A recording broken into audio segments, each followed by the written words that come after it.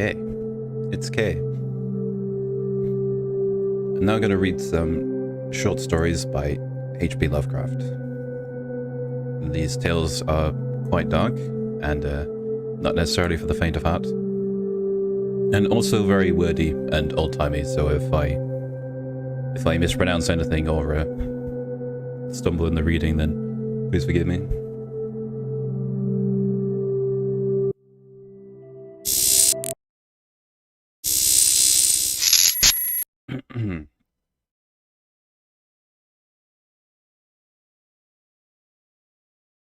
Play some spooky BGM.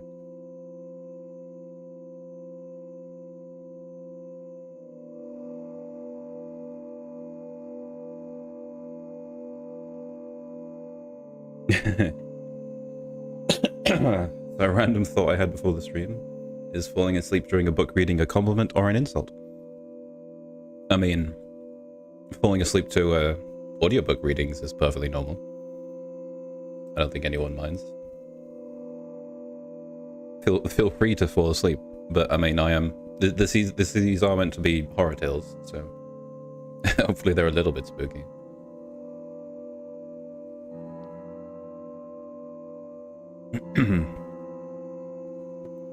Hopefully I'm not losing my voice in the process. First up is The Statement of Randolph Carter by H.P. Lovecraft. Falling asleep to cosmic horror lead to nightmares? Hopefully. I repeat to you, gentlemen, that your inquisition is fruitless. Detain me here forever if you will, confine me or execute me if you must, have a victim to propagate the illusion you call justice. But I can say no more than I have said already. Everything that I can remember I have told with perfect candor. Nothing has been distorted or concealed, and if anything remains vague, it is only because of the dark cloud which has come over my mind. That cloud, and the nebulous nature of the horrors which brought it upon me. Again, I say, I do not know what has become of Harley Warren, though I think, almost hope, that he is in peaceful oblivion. If there be anywhere so blessed a thing, it is true that I have for 5 years been his closest friend, and a partial sharer of his terrible researches into the unknown. I will not deny, though my memory is uncertain and indistinct, that this witness of yours may have seen us together, as he says, on the Gainesville Pike, walking towards Big Cypress Swamp at 11:30 on that awful night. That we bore electric lanterns, spades, and a curious coil of wire with attached instruments, I will even affirm. For these things all played a part in one single hideous scene, which remains burned into my shaken recollection. But of what followed, and of the reason I was found alone, dazed at the edge of the swamp next morning, I must insist that I know nothing save what I have told you over and over again. You say to me that there is nothing in the swamp, or near it, which could form the setting of that frightful episode. I reply that I know nothing beyond what I saw. Vision or nightmare it may have been. Vision or nightmare I fervently hope it was. Yet it is all that my mind retains of what took place in those shocking hours after we left the sight of men. And why Harley Warren did not return, he or his shade, or some nameless thing I cannot describe, alone can tell.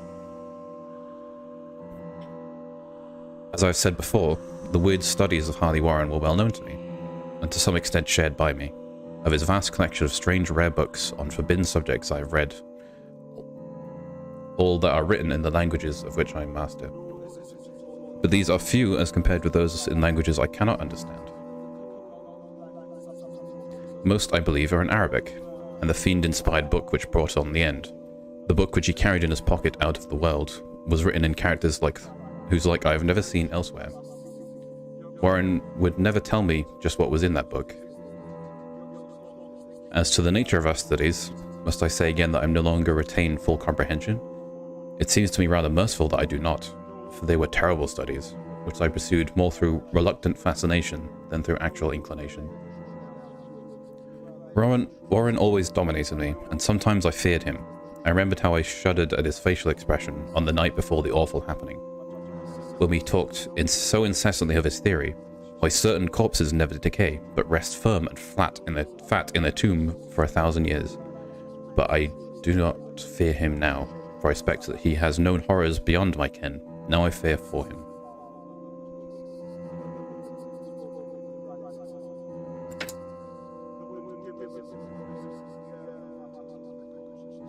Once more I say that I have no clear idea of our object on that night.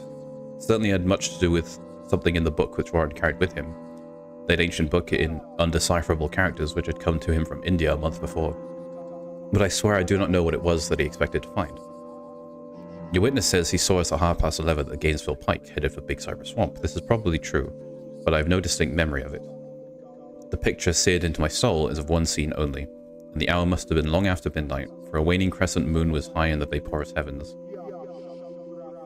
The place was an ancient cemetery, so ancient that I trembled at the manifold signs of immemorial years.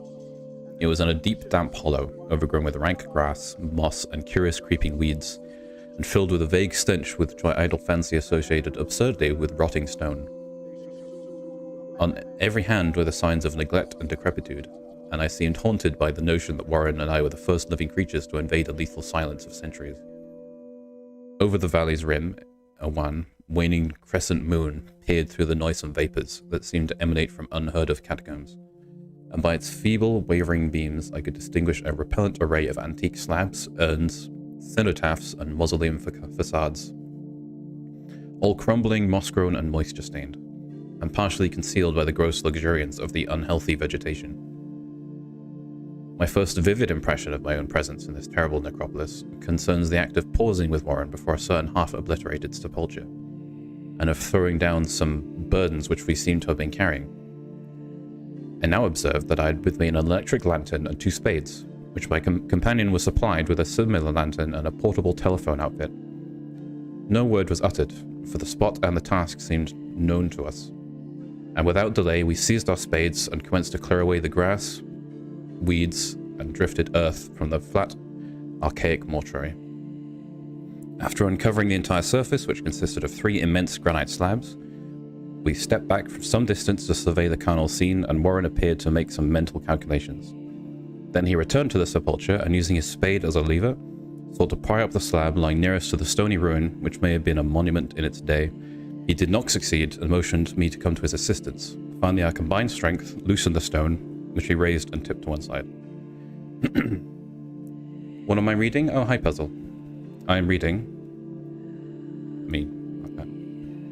The Statement of Randolph Carter by H.P. Lovecraft. I'll be reading a few of these short stories.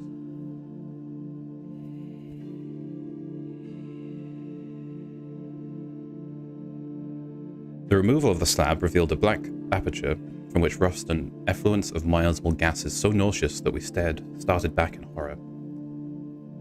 After an interval, however, we approached the pit again and found the exaltations less unbearable. Our lanterns disclosed the top of a flight of stone steps dripping with some detestable ichor of the inner earth, and bordered by moist walls encrusted with nitre, and for now the first time my memory records verbal discourse. Warren, addressing me at length in his mellow tenor voice, a voice singularly unperturbed by our awesome surroundings. "I'm sorry to have to ask you to stay on the surface," he said, "but it would be a crime to let anyone with your frail nerves go down there. You can't imagine, even from what you have read and what I've told you, the things I shall have to see and do. It's fiendish work, Carter, and I doubt if any man without ironclad sensibilities could ever see it through and come up alive and sane. I don't wish to offend you, and heaven knows I'll be glad enough to have you with me, but the responsibility is, in a certain sense, mine, and I couldn't drag a bundle of nerves like you down to a probable death or madness. I tell you, you can't imagine what the thing is really like, but I promise to keep you informed over the telephone of every move. You see, I've enough wire here to reach the center of the earth and back."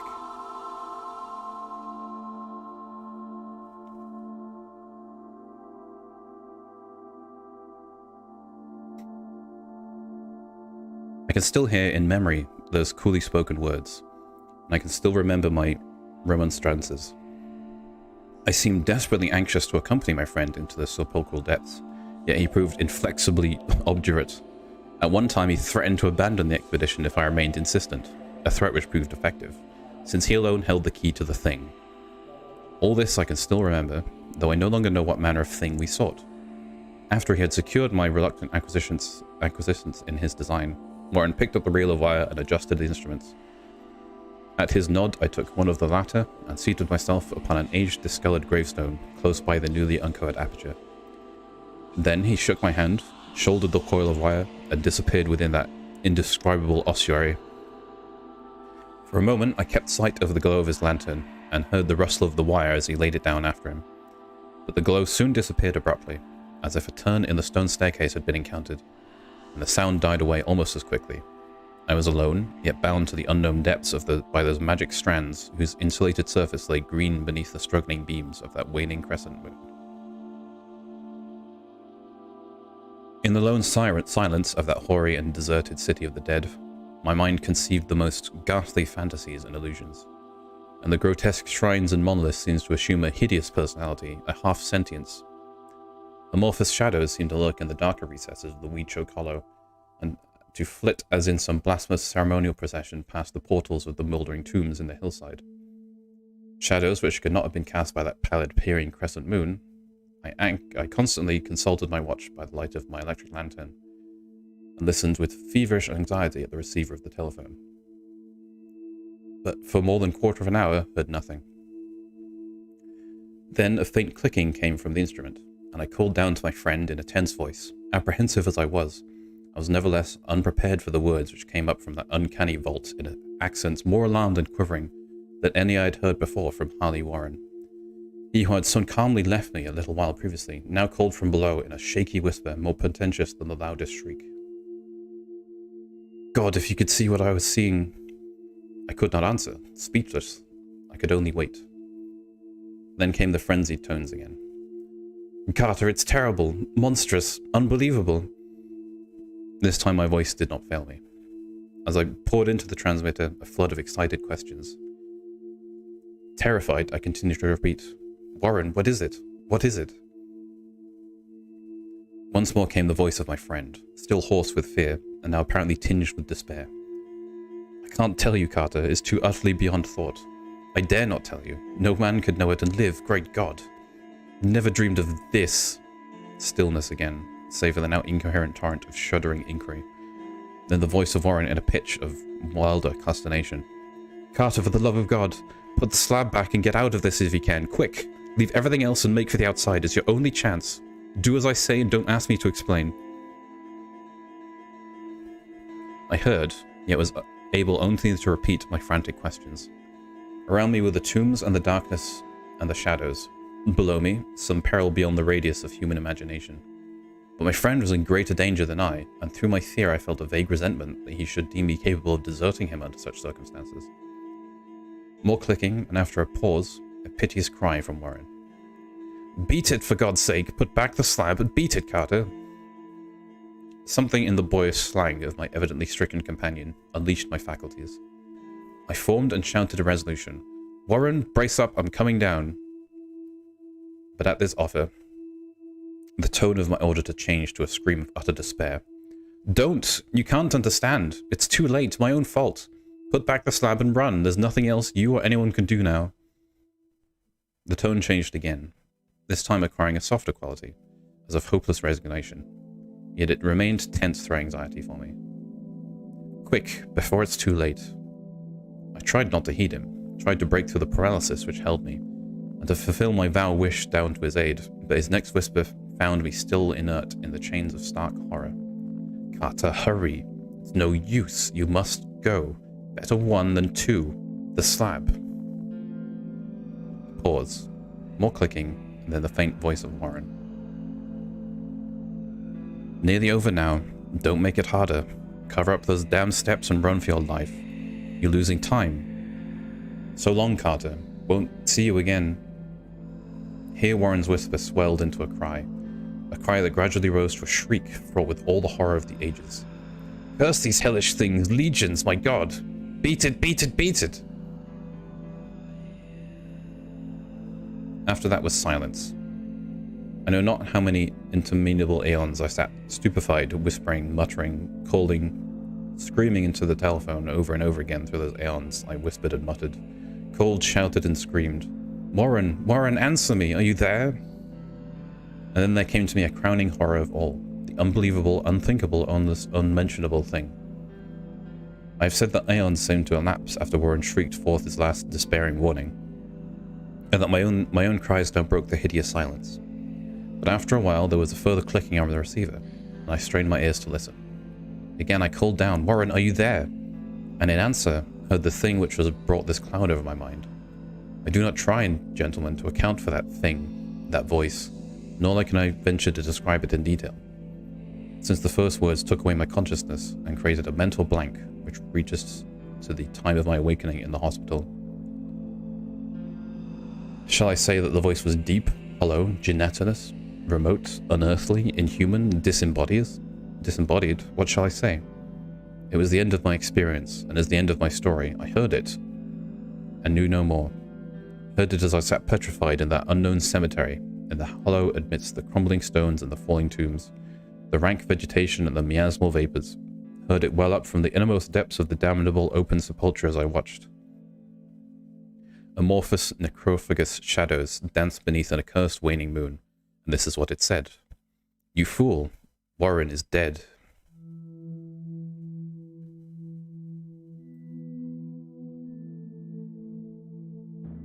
That was the Statement of Randolph Carter by H.P. Lovecraft.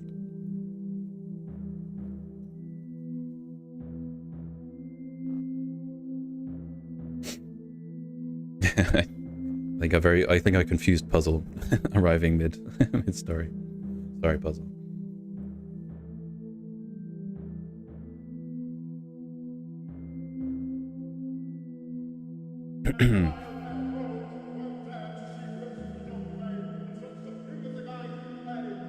How's the audio, by the way? I don't know how loud the BGM will be coming through. I think it's fine.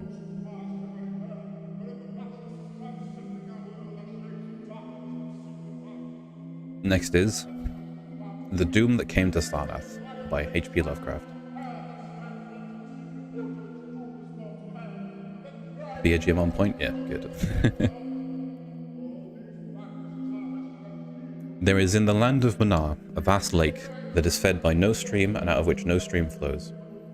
10,000 years ago there stood by its shore the mighty city of Sarnath, but Sarnath stands there no more. It is told that in immemorial years since the world was young, before even the men of Sarnath came to the land of Manar, another city stood beside the lake, the grey stone city of Ib, which was old as the lake itself, and peopled with beings not so pleasing to behold. Very odd and ugly were these beings, as indeed are most beings of the world, yet incoherent and rudely fashioned. It is written on the brick cylinders of Cadetheron that the beings of Ib were in hue as green as the lake and the mists that rise above it, that they had bulging eyes, pouting flabby lips, and curious ears, and were without voice. It is written that they were descended one night from the moon in a mist, they and the vast, still lake and grey stone city Ib. However this may be, it is certain that they worshipped a sea-green stone idol chiseled in the likeness of Bokrug, the great water lizard, before which they danced horribly when the moon was gibbous. And it is written in a papyrus of Tharnek that they one day discovered fire and thereafter kindled flames on many ceremonial occasions. But not much is written of these beings because they lived in very ancient times. Man is very young and knows very little of the very ancient living beings.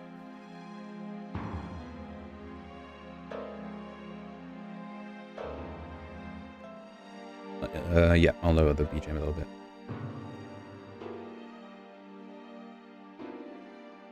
There you go.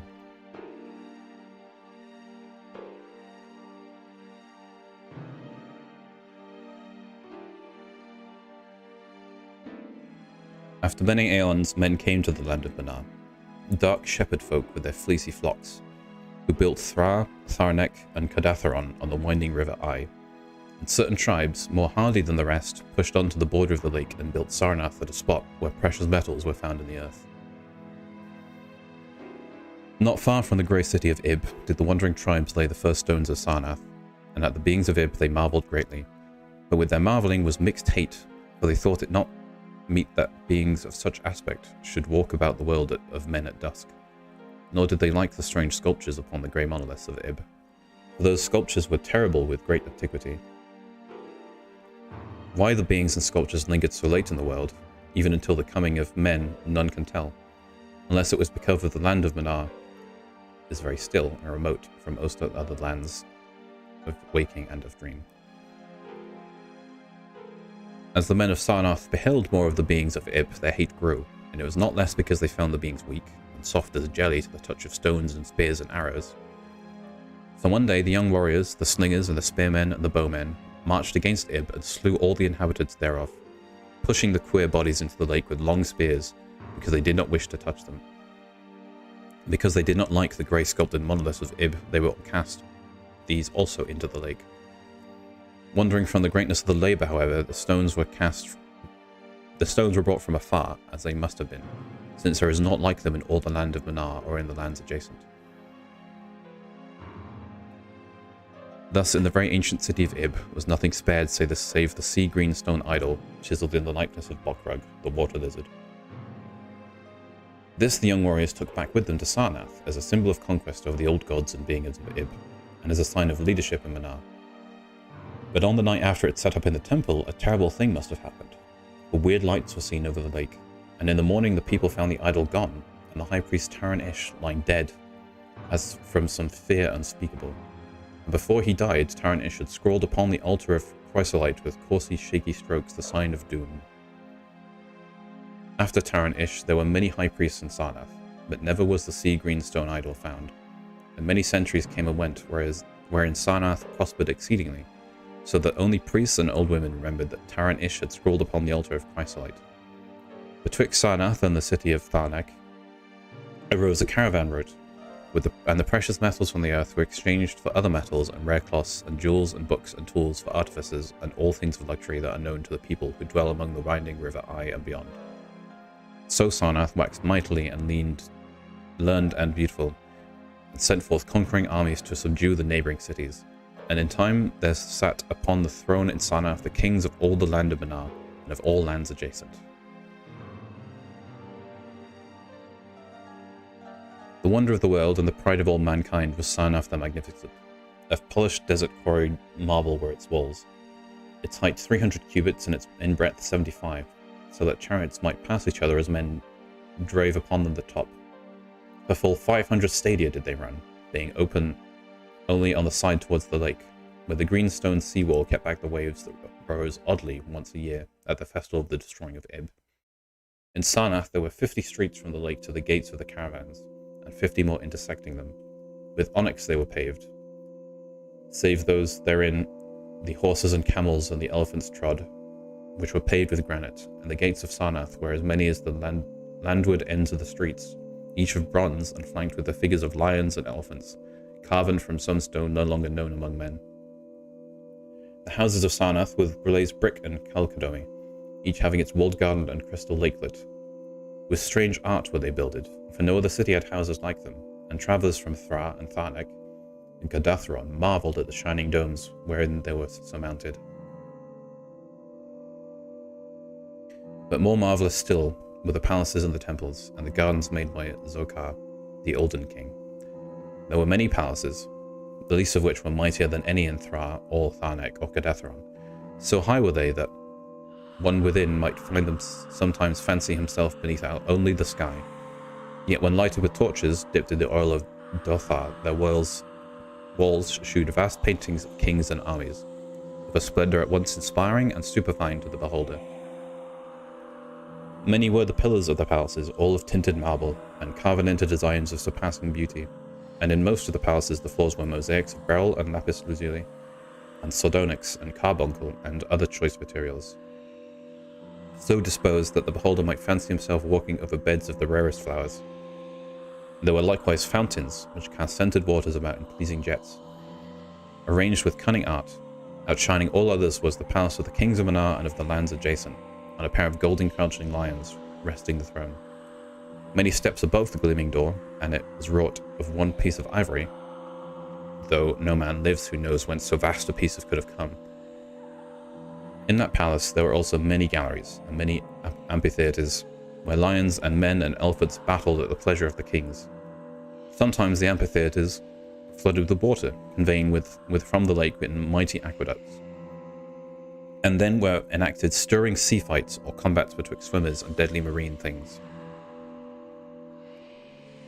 Lofty and amazing were the 17 tower-like temples of Sarnath, fashioned of a bright multicoloured stone not known elsewhere. A full 1,000 cubits high stood the greatest among them, wherein the high priest dwelt with a magnificence scarce less than that of the kings. On the ground were halls as vast and splendid as those of the palaces, where gathered throngs and worshipped of Zokala and Tamash and Lobon, chief gods of Sarnath, whose incense-enveloped shrines were as the thrones of monarchs, not like the acons of other gods, where those of Zokala and Tamash and Lobon, for so close to life were they that one might swear the graceful bearded gods themselves sate on the ivory thrones, and up unending steps of shining zircon was the tower chamber, where from the high priest looked over the city and the plains and the lake by day, and at the cryptic moon and significant stars and planets and their reflections in the lake by night.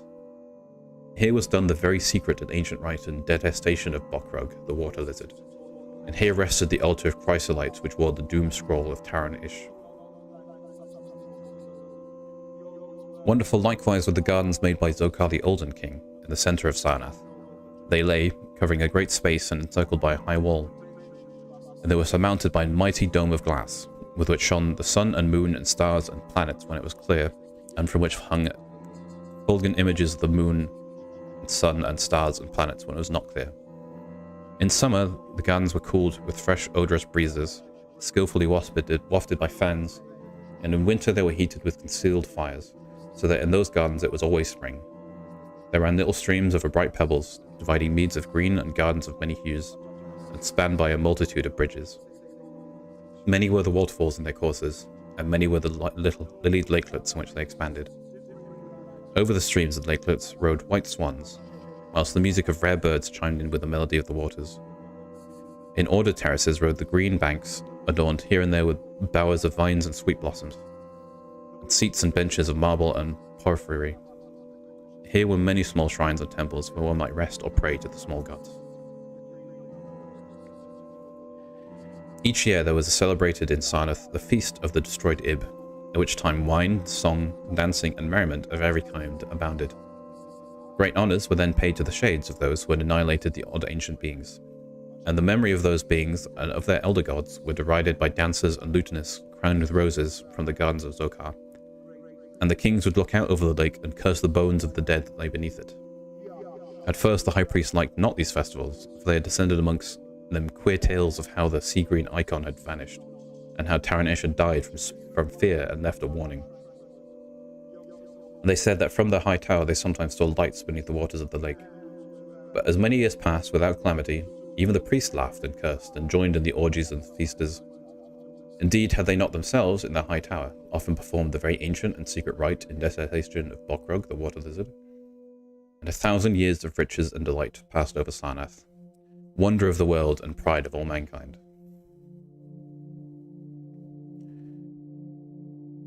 Gorgeous beyond thought was the feast of the 1,000th year of the destroying of Ib. For a decade it had been talked of in the land of Manar, and as it drew nigh there came to Sarnath and on horses and camels and elephants men from Thra, Tharnak, Kadethron, and all the cities of Manar and lands beyond. Before the marble walls on the appointed night were pitched the pavilions of princes and the tents of travellers, and all the shore resounded with the song of happy revellers. Beneath his banquet hall reclined Nargis Hay, the king, drunken with ancient wine from the vaults of conquered Panath, and surrounded by feasting nobles and hurrying slaves. There were eaten many strange delicacies at that feast. Peacocks from the Isles of Nariel in the Middle Ocean, young goats from the distant hills of Iplan, heels of camels from the Benazik Desert, nuts and spices from Sidathrian groves, and pearls from wave-washed metal, dissolved in the vinegar of Thra. Of sauces there are an untold number, prepared by the subtlest cooks in all Manar, and suited to the palate of every feaster, but most prized of all were the viands, where the great fishes from the lake, each of vast size, and served up on golden platters set with rubies and diamonds. Whilst the king and his nobles feasted within the palace, and viewed the crowning dish as it awaited them on golden platters, others feasted elsewhere. In the tower of the great temple, the priests had held revels, and in pavilions, without the walls and princes of neighbouring lands made merry. And it was the high priest Ganaka who first saw the shadows that descended from the gibbous moon and into the lake, and the damnable green mist that arose from the lake to meet the moon, and to shroud in a sinister haze the towers and the domes of the fated Sarnath. Thereafter, those in the towers and without the walls beheld strange lights on the water, saw that the grey rock Akurian which was wont to rear high above it near the shore, was almost submerged, and fear grew vaguely, yet swiftly, so that the princes of Tharnak and of Far Rockall took down and folded their tents and pavilions and departed for the River Eye, though they scarce knew the reason for their departing. Then, close to the hour of midnight, all the bronze gates of Sarnath burst open and emptied forth a frenzied throng that blackened the plain, so that all the visiting princes and travellers fled away in fright. For on all the faces of this throng were writ a madness born of horror unendurable, and on their tongues were words so terrible that no hearer paused for proof.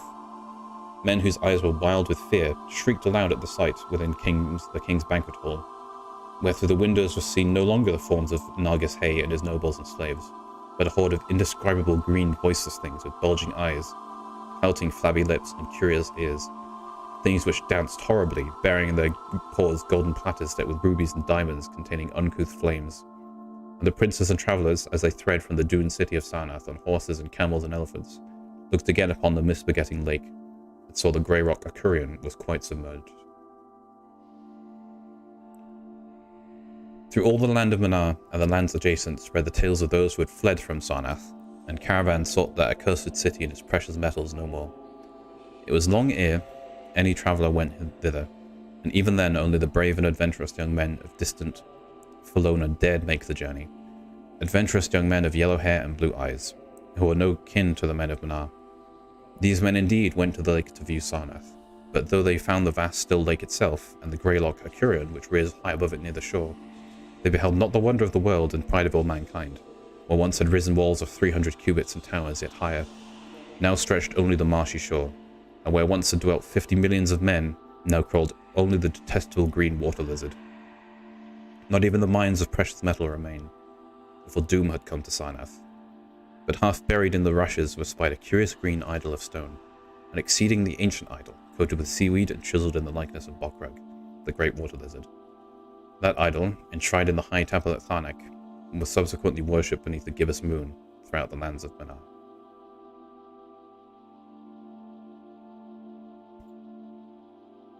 That was the doom that came to Sarnath by H.P. Lovecraft.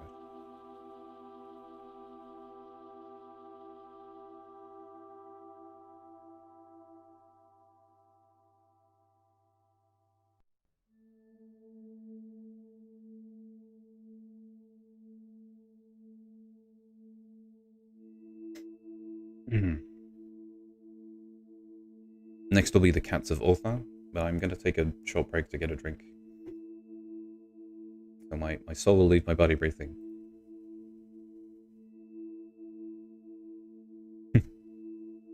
Be back shortly.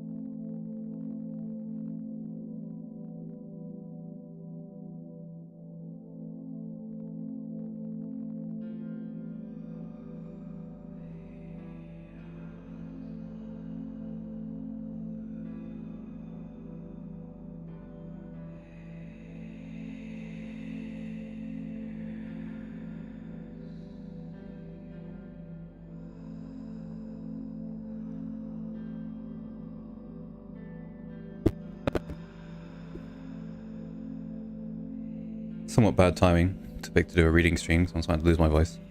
But I've got 2 more short stories to read.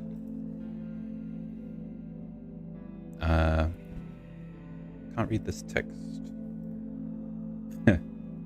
Am I a necromancer? I'm half asleep and half vampire. But I'm reading Tales from the Necronomicon at the moment. A compilation of H.P. Lovecraft short stories.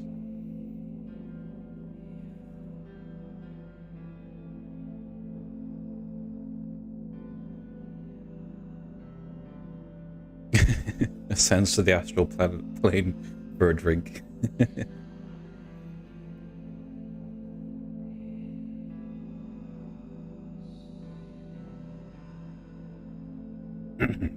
Okay. The Cats of Altha by H.P. Lovecraft. It is said that in Altha, which lies beyond the river sky, no man may kill a cat, and this I can verily believe as I gaze upon him who sitteth purring before the fire, for the cat is cryptic, and close to strange things which men cannot see. He is the soul of ancient Egyptus, and bearer of tales from forgotten cities of Meroe and Ophir. He is the king of the jungle's lords, and heir to the secrets of Hari, and sinister Africa. The Sphinx is his cousin, and he speaks her language, but he is more ancient than the Sphinx, and remembers that which she hath forgotten.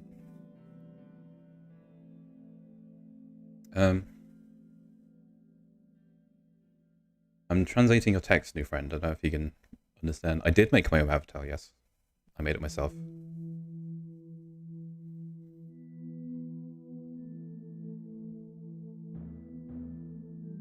In Altha, before ever the burgesses purveyed the killing of cats, there dwelt an old cotter and his wife who delighted to trap and slay the cats of their neighbours. Why they did this, I do not know, save that many hate the voice of the cat in the night, and take it ill that cats should run stealthily about yards and gardens at twilight. But whatever the reason, this old man and woman took pleasure in trapping and slaying every cat which came near to their hovel, and from some of the sounds heard after dark, many villagers fancied that the manner of slaying was exceedingly peculiar.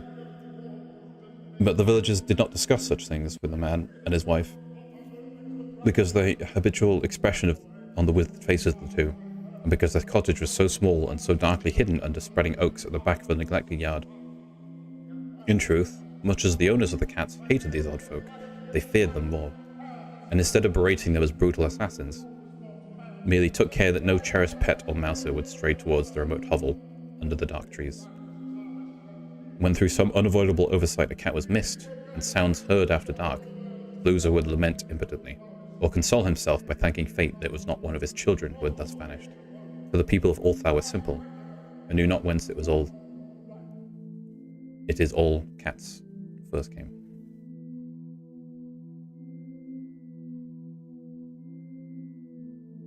One day, a caravan of strange wanderers from the south entered a narrow cobbled streets of Altha.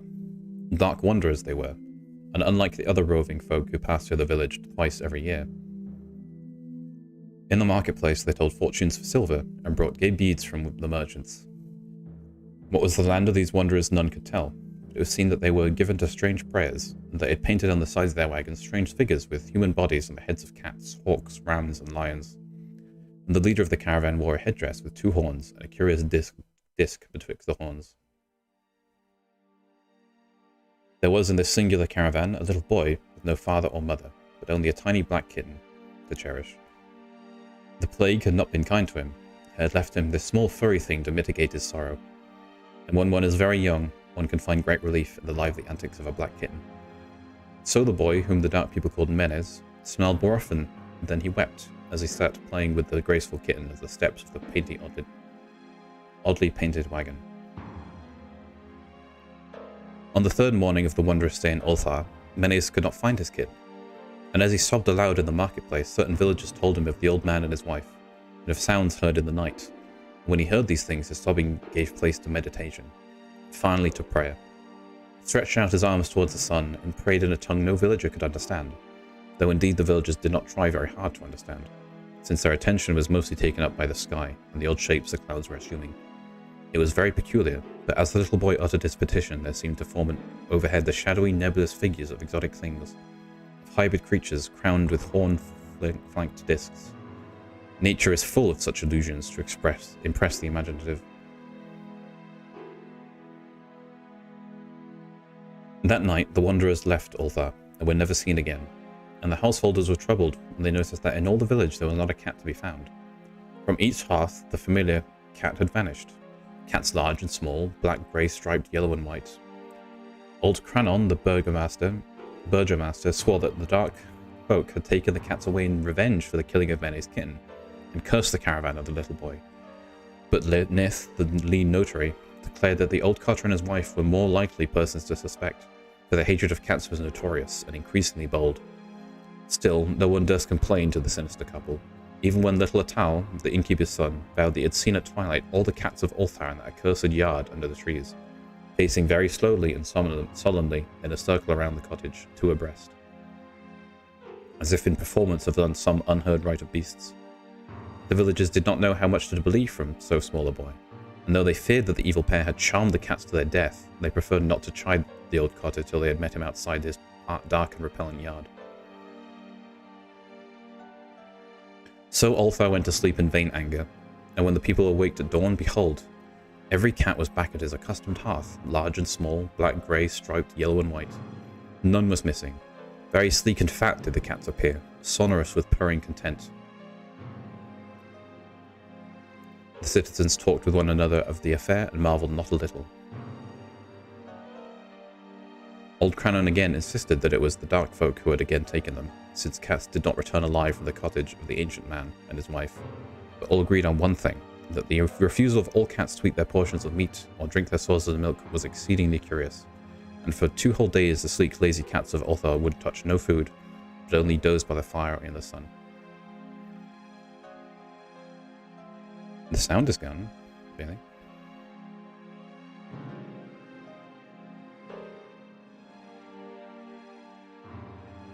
Let me double check.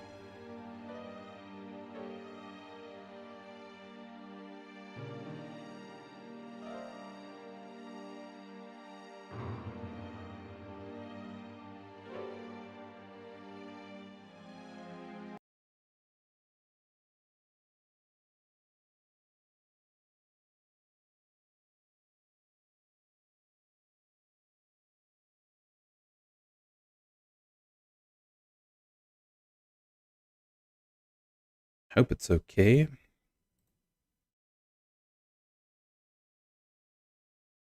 Testing for the voice.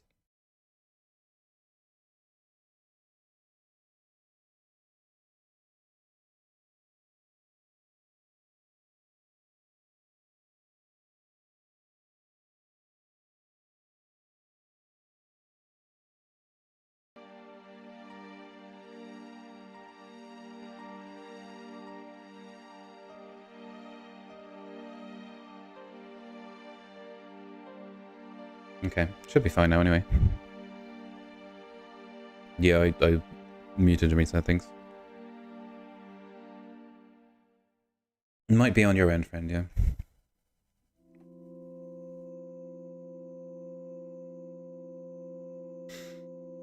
It was fully a week before the villagers noticed that no lights were appearing at dusk in the windows of the cottage under the trees.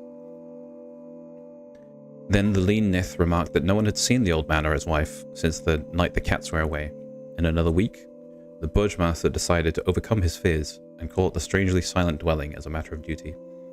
Though in so doing, he was careful to take with him Shang the blacksmith and Thor the cutter of stone as witnesses. And when they had taken down the frail door, they found only this: 2 cleanly picked human skeletons on the earthen floor and a number of singular beetles crawling in the shadowy corners. There was subsequently much talk among the burgesses of Ulthar-Zath. The coroner disputed at length with Nith, the lean notary, and Cranon and Shang and Thor were overwhelmed with questions. Even little Atal, the innkeeper's son, was closely questioned and given a sweetmeat as a reward. They talked of the old cotter and his wife, of the caravan of dark wanderers, and of small Menes and his black kitten, of the prayer of Menes and of the sky during that prayer, of the doings of the cats on the night of the caravan left, and of what was later found in the cottage under the dark trees in the repellent yard. And in the end, the burgesses passed that remarkable law, which is told of by traders in the Hageth and discussed by travellers at Nir, namely that in Altha, no man may kill a cat.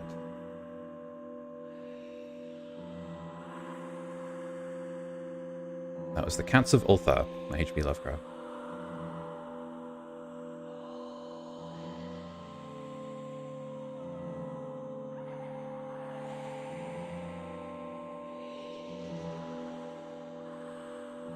One more for today.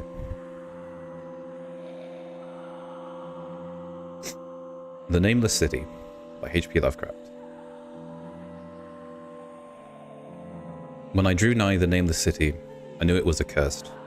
I was travelling in a parched and terrible valley under the moon, and afar I saw it protruding uncannily above the sands as parts of a corpse may protrude from an ill-made grave. Fear spoke from the age-worn stones of the tarry survivor of the deluge.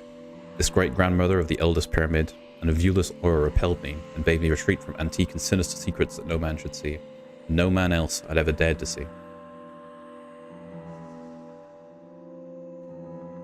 Remote in the desert of Araby lies the Nameless City, crumbling and inarticulate, its low walls nearly hidden by the sands of uncounted ages.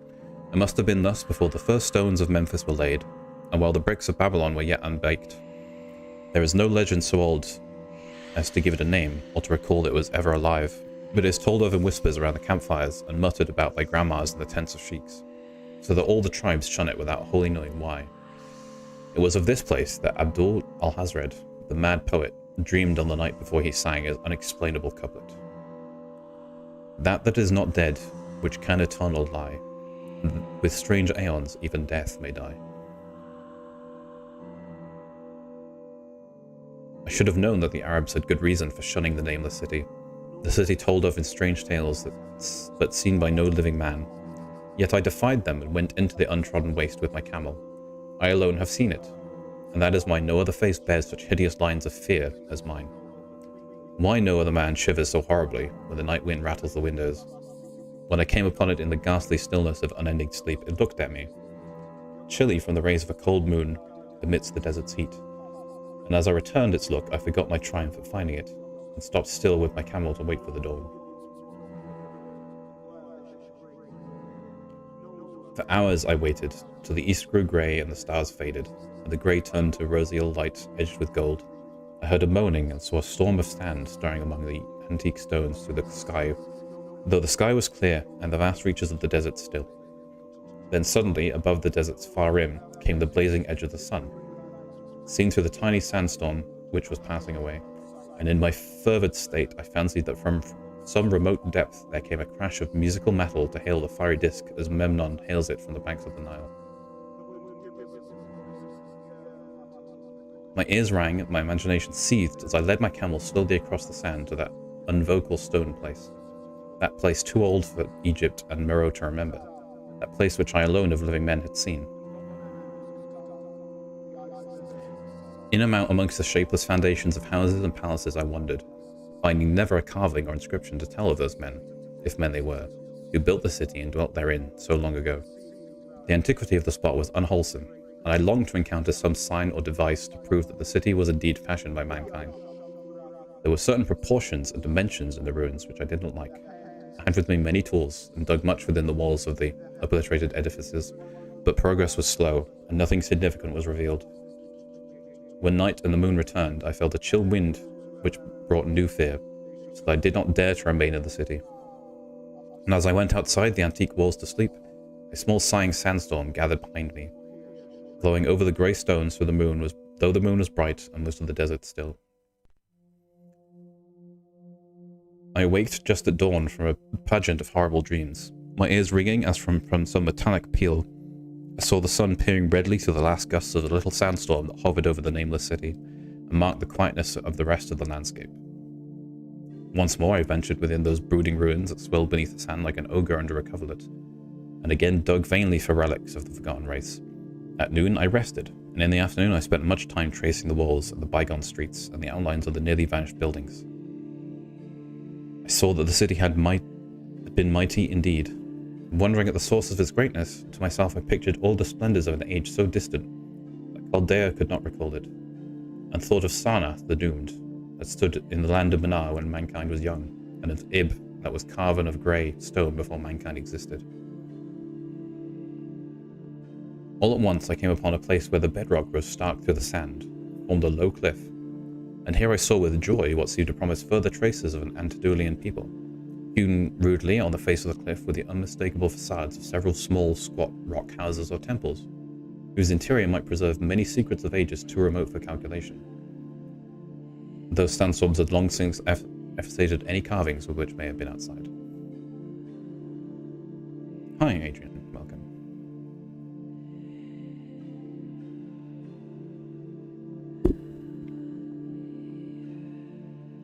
Very low and sand-choked were all the dark apertures near me, but I cleared one with my spade and crawled through it, carrying a torch to reveal whatever mysteries it might hold. When I was inside, I saw that the caravan was indeed a temple.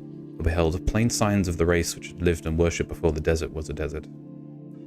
Primitive altars, pillars, and niches, all curiously low, were not absent, and though I saw no sculptures nor frescoes, there were many singular stones, clearly shaped into symbols by artificial means. The lowness of the chiseled chamber was very strange, for I could hardly more than kneel upright, but the area was so great that my torch shewed only part at a time. I shuddered oddly at some of the far corners. Certain altars and stones suggested forgotten rites of terrible, revolting, and inexplicable nature, and made me wonder what manner of men could have made and frequented such a temple. When I had seen all that the place contained, I crawled out again, avid to find what the other temples might yield.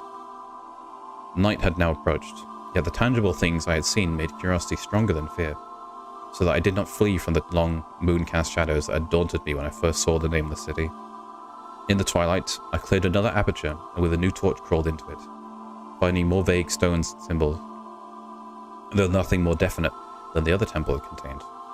The room was just as low, but much less broad, ending in a very narrow passage crowded with obscure and cryptical shrines.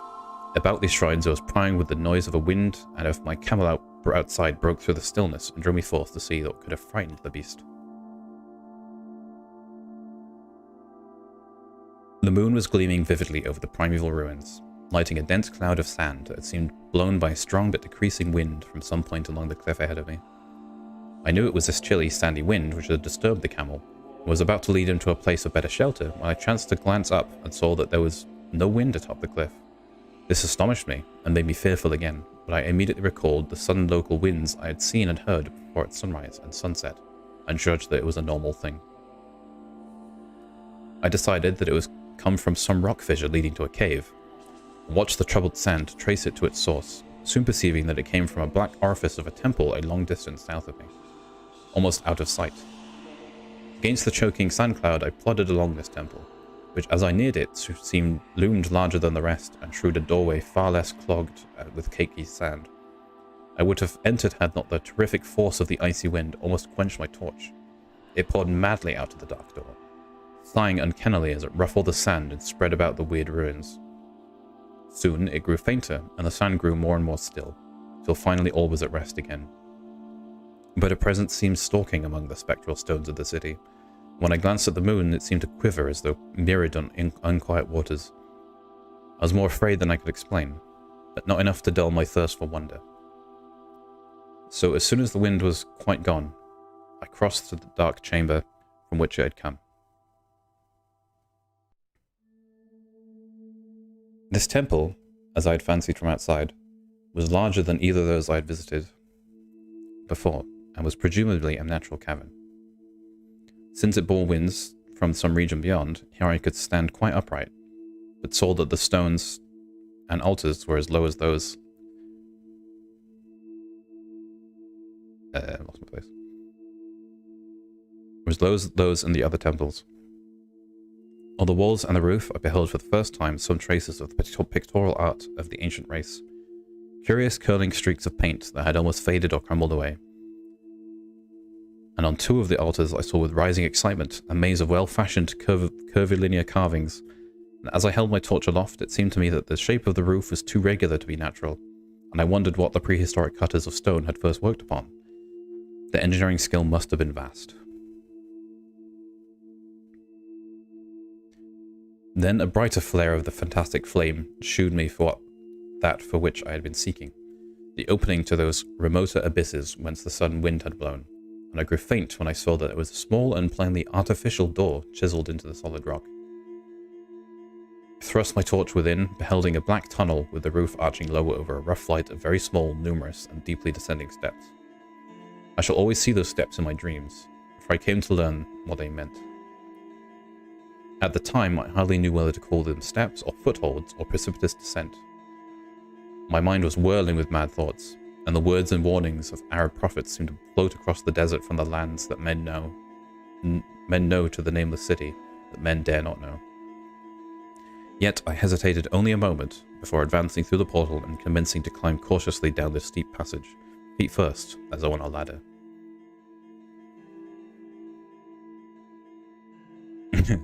Getting Halo vibes from this cave description? This cave is not a natural formation. Someone built this.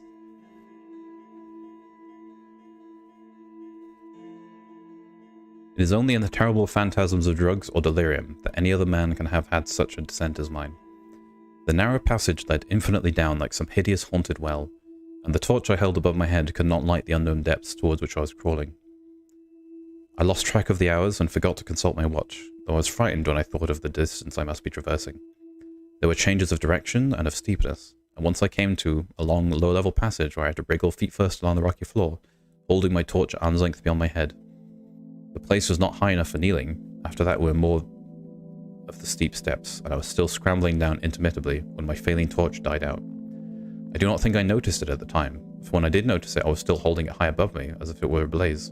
I was quite unbalanced with that instinct for the strange and the unknown, which has made me a wonder upon the earth and a haunter of far ancient and forgotten places.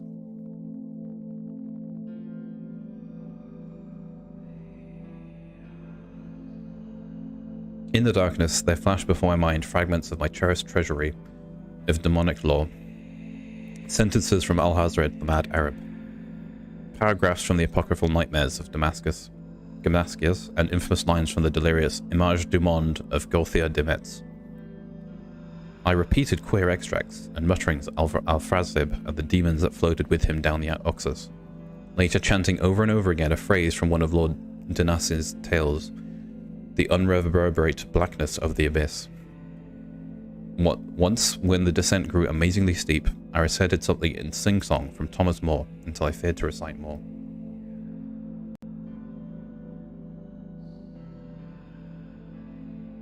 A reservoir of blackness, black as witches' cauldrons are, when filled with moon drugs in the ellipse distilled, leaning to look if foot might pass, down through that chasm I saw beneath, as far as vision could explore, the jetty sides as smooth as glass, looking as if just varnished o'er, with that dark pitch of the sea of death, throws it out upon its slimy shore. Time had quite ceased to exist when my feet again felt a level floor, and I found myself in a place slightly higher than the rooms in the two smaller temples, now so incalculably far above my head. I could not quite stand, but I could kneel upright, and in the dark I shuffled and crept hither and thither at random. I soon knew that I was in a narrow passage whose walls were lined with the cases of wood and having glass fronts. As in that Paleozoic and abysmal place, I felt such things as polished wood and glass. I shuddered at the possible implications. The cases were apparently ranged along each side of the passage at regular intervals, and were oblong and horizontal, hideously like coffins in shape and size. When I tried to move 2 or 3 for further examination, I found they were firmly fastened. I saw that the passage was a long one, so floundered ahead rapidly in a creeping run that would have seemed horrible had any eye watched me in the blackness, crossing from side to side occasionally to feel my surroundings and be sure the walls and rows of cases still stretched on. Man is so used to thinking visually that I almost forgot the darkness and pictured the endless corridor of wood and glass in its low-studded monotony as though I saw it. And in the moment of indescribable emotion, I did see it. Just when my fancy merged into real sight, I cannot tell, but there came a gradual glow ahead. And all at once, I knew that I saw the dim outlines of the corridor and the cases, revealed by some unknown subterranean phosphorescence. For a little while, all was exactly as I'd imagined it, since the glow was very faint. But as I mechanically kept on stumbling ahead into the stronger light, I realized that my fancy had been but feeble. This hall was no relic of crudity like the temples of the city above, but a monument of the most magnificent and exotic art, rich, vivid, and daringly fantastic designs and pictures, from the continuous scheme of mural paintings, whose lines and colors were beyond description. The cases were of a strange golden wood, these fronts of exquisite glass, and contained the mummified forms of creatures outreaching into grotesqueness, the most chaotic dreams of man. To convey any idea of these monstrosities is impossible. They are of the reptile kind, with body lines suggesting sometimes the crocodile, sometimes the seal, or more often nothing of which either the naturalist or the paleontologist ever heard. In size, they're approximately a small man, and their forelegs bore delicate and evidently flexible feet, curiously like human hands and fingers. But strangest of all were their heads, which presented a contour violating all known biological principles. To nothing can such things be well compared. In one flash thought, I thought of comparisons as varied as the cat, the bulldog, the mythic satyr, and the human being. Not Jove himself had so colossal and protuberant a forehead. Yet the horns and the noselessness of the alligator-like jaw placed the things outside all established categories. I debated for the time on the reality of the mummies, half suspecting they were artificial idols, but soon decided they were indeed some Paleogean species which had lived when the Nameless City was alive.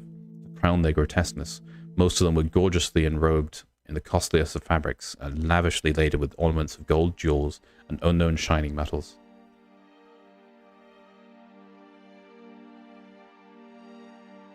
The importance of these crawling creatures must have been vast, for they held first place among the wild designs of the frescoed walls and ceiling.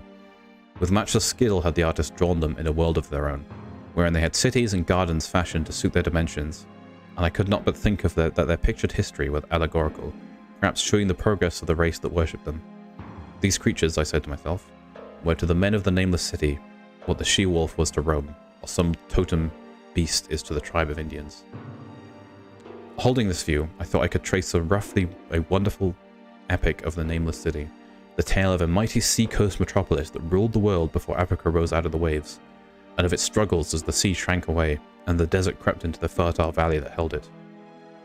I saw its wars and triumphs, its troubles and defeats, and afterwards its terrible fighting against the desert and thousands of its people, here represented in allegory by the grotesque reptiles, were driven to chisel their way down through the rocks in some marvelous manner to another world whereof prophets had told them. It was all vividly weird and realistic, and its connection with the awesome descent I had made was unmistakable. I even recognized the passages. As I crept along the corridor towards the brighter light, I saw later stages of the painted epic. The leave-taking of the race that had dwelt in the Nameless City and the valley for 10 million years, the race whose souls shrank away from quitting scenes their bodies had known so long, where they had settled as nomads in the Earth's youth, hewing in the virgin rock those primal shrines at which they never ceased to worship. Now that the light was better, I studied the pictures more closely and remembered that the strange reptiles must represent unknown men, pondered upon the customs of the Nameless City. Many things were peculiar and inexplicable. The civilization, which included a written alphabet, had seemingly risen to a higher order than those immeasurably later civilizations of Egypt and Chaldea. Yet there were curious omissions. I could, for example, find no pictures to represent deaths or funeral customs, save such as were related to wars, violence, and plagues. And I wondered at the reticence shown concerning natural death. It was as though an ideal of earthly immortality had been fostered as a cheering illusion. Still nearer the end of the passage were painted scenes of the utmost picturesqueness and extravagance, contrasted views of the Nameless City in its desertion and growing ruin, and of the strange new realm of paradise to which the race had hewn its way through the stone. In these views, the city in the desert valley was shewn always by moonlight, a golden nimbus hovering over the fallen cliffs and half revealing the splendid perfection of former times. Shewn spectrally and exclusively by the artist, the paradoxical scenes were almost too extravagant to be believed, portraying a hidden world of eternal day filled with glorious cities, ethereal hills and valleys. At the very last, I saw signs of an artistic anticlimax. The paintings were less skillful and much more bizarre than even the wildest of the earlier scenes. They seemed to record a slow decadence of the ancient stock, coupled with a growing ferocity towards the outside world from which it was driven by the desert. The forms of the people, always represented by the sacred reptiles, appeared to be gradually wasting away, though the spirit as shewn hovering about the ruins by moonlight gained in proportion. Emaciated priests, displayed as reptiles in ornate robes, cursed the upper air and all who breathed it. And one terrible final scene showed a primitive-looking man, perhaps a pioneer of ancient Irem, the city of pillars, torn to pieces by members of the elder race. I remembered how the Arabs fear the Nameless City and was glad that beyond this place, the grey walls and ceilings were bare. As I viewed the pageant of mural history, I had approached very closely the end of the low-ceilinged hall, and I was aware of the great gate which came all the illuminating phosphorescence creeping up to it. I cried aloud in a transcendent amazement of what lay beyond. For instead of other and brighter chambers, there was only an illimitable void of uniform radiance, such as one might fancy when gazing down from the peak of Mount Everest upon the sea of unlit mist. Behind me was a passage so cramped I could not stand upright in it, Before me was an infinity of subterranean effluence. Reaching down from the passage into the abyss was the head of a steep flight of steps. Small, numerous steps like those of the black passages I had traversed. But after a few feet, the glowing vapors concealed everything. Swung back against the left-hand wall of the passage was a massive door of brass, incredibly thick and decorated with fantastic bas-reliefs, which could, if closed, shut the whole inner world of light away from the vaults and passages of rock. I looked at the steps, and for the nonce dared not try them. I touched the open brass door and could not move it.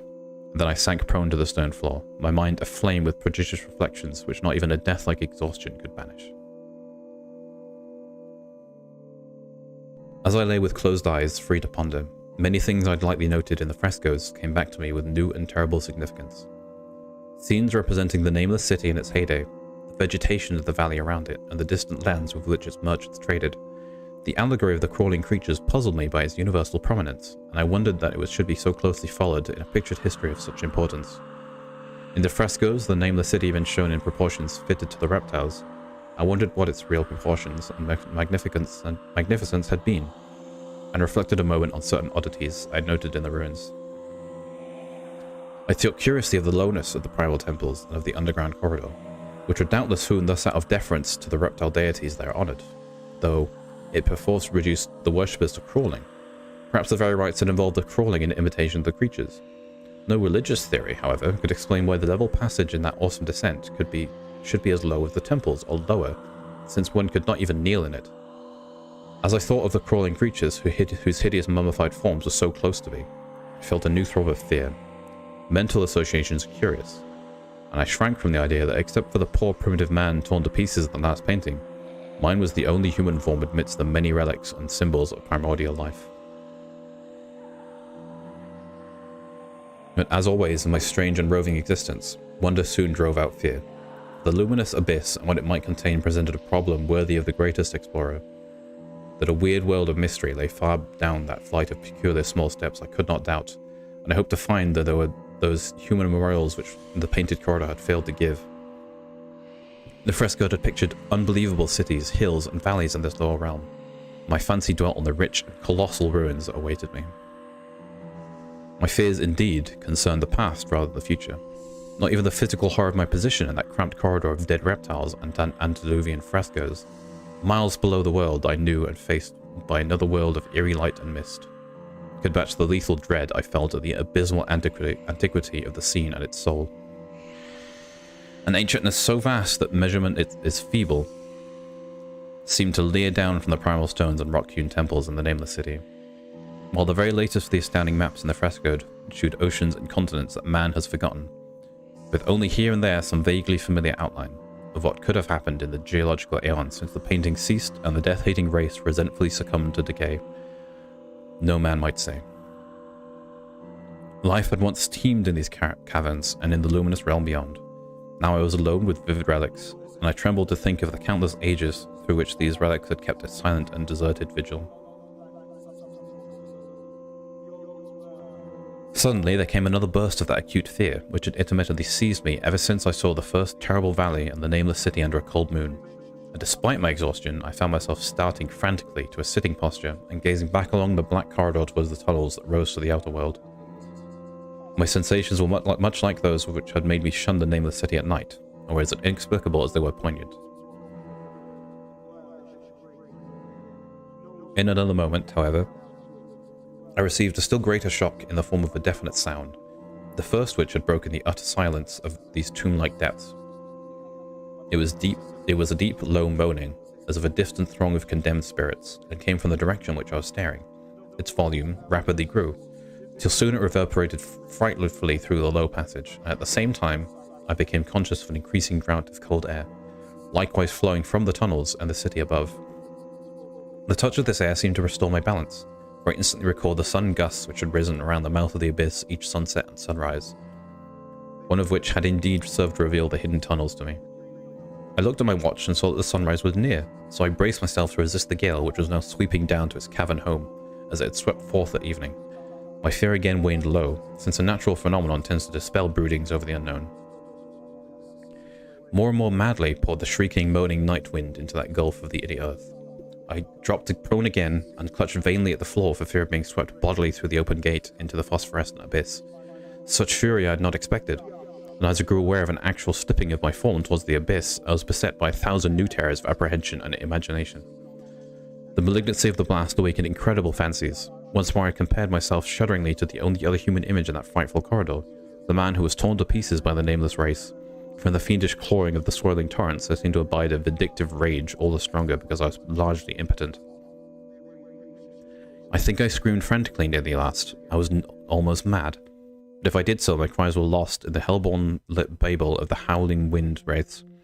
I tried to crawl against the murderous invisible torrent, but I could not even hold my own, as I was pushed slowly and inexorably towards the unknown world. Finally, reason must have wholly snapped, for I fell to babbling over and over that unexplainable couplet of the mad Arab Alhazred, who dreamed of the nameless city. That is not dead which can eternal lie, and with strange aeons even death may die. Only the grim-brooding desert gods know what really took place, what indescribable struggles and scrabbles in the dark I endured, or what Abaddon guided me back to life. Where I must always remember and shiver in the night wind till oblivion, or worse, claims me. Monstrous, unnatural, colossal was the thing, too far beyond all the ideas of man to be believed except in the silent, damnable small hours when one cannot sleep. I've said that the fury of the rushing blast was infernal, cacodomaniacal, and that its voices were hideous with the pent-up viciousness of desolate eternities. Presently those voices, while still chaotic before me, seemed to my beating brain to take articulate form behind me. And down there in the grave of unnumbered aeon-dead antiquities, leagues below the dawn-lit world of men, I heard the ghastly cursing and snarling of strange-tongued fiends. Turning, I saw outlined against the luminous aether of the abyss that could not be seen against the dusk of the corridor, a nightmare horde of rushing devils, hate-distorted, grotesquely panoplied, half-transparent, devils of a race no man might mistake, the crawling reptiles of the Nameless city. And as the wind died away, I was plunged into the ghoul-peopled blackness of Earth's bowels, for behind the last of the creatures, the great brazen door clanged shut with a deafening peal of metallic music, whose reverberations swelled out to the distant world to hail the rising sun, as Menenon hails it from the banks of the Nile.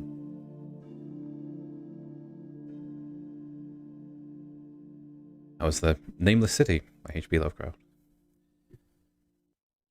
And that is it for today. How much reading is really hard on my voice now. Next time I do this, I'll read the Reanimator, which is a bit more of a traditional horror story, I think, and a little less monolithic.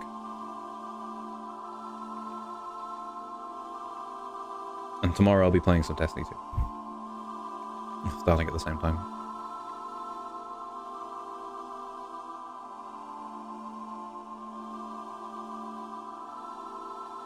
But for today, that's it. Thanks to anyone who listened along to me droning on about cosmic horror. And I'll see you next time. Okay, bye.